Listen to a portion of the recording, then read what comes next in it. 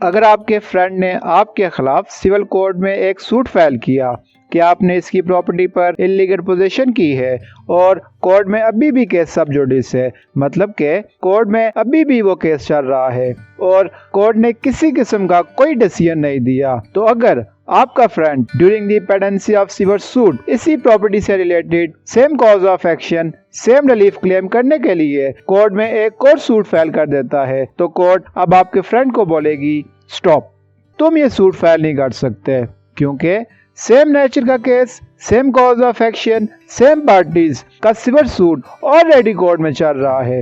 वो सूट अभी सब जुडिस है, तुमको कोई हक नहीं कि तुम एक सूट जो कि अभी सब जुडिस है उसके होते हुए एक और सूट कोर्ट में तुम फाइल कर दो जिसकी प्रोसीडिंग अभी हो रही है। तो ऐसी सूरत में जो आपका फ्रेंड होगा इसके सूट को एंटरटेन नहीं किया जाएगा। तो बेसिकली यही आज का हमारा टॉपिक है।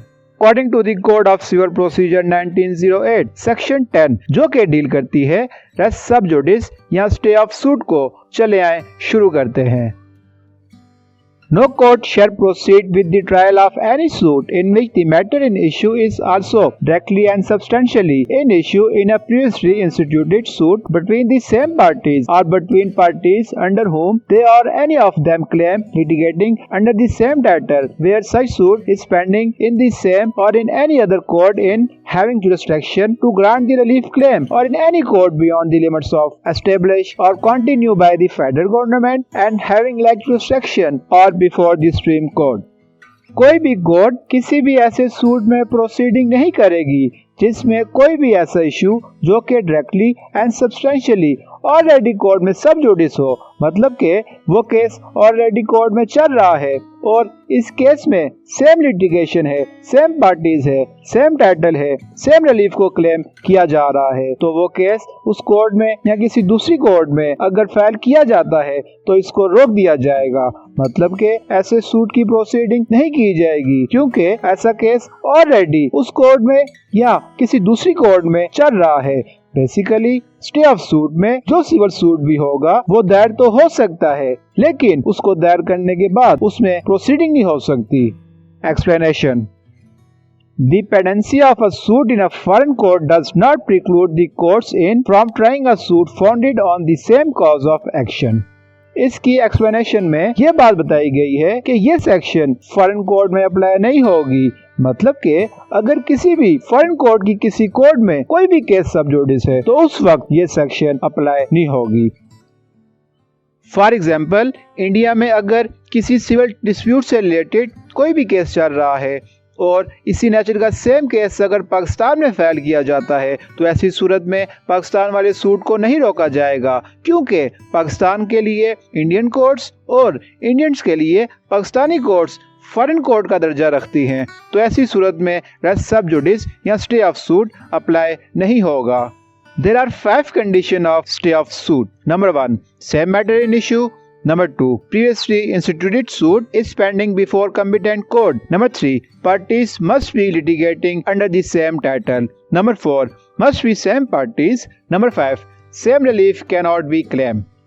तो इसकी कंडीशन नंबर 1 ये बात कहती है कि जो केस सब जुडिस है वो सेम मैटर इन इशू का होना चाहिए, मतलब कि जो केस अभी चल रहा है वो और जो केस बाद में फाइल किया जाएगा, दोनों केस जो हैं वो अगर सेम मैटर इन इशू के होंगे तो ऐसी सूरत में जो स्टे ऑफ सूट है वो अप्लाई होगा। लेकिन अगर दोनों केसेस डिफरेंट इशू के होंगे तो स्टे ऑफ सूट अप्लाई नहीं होगा।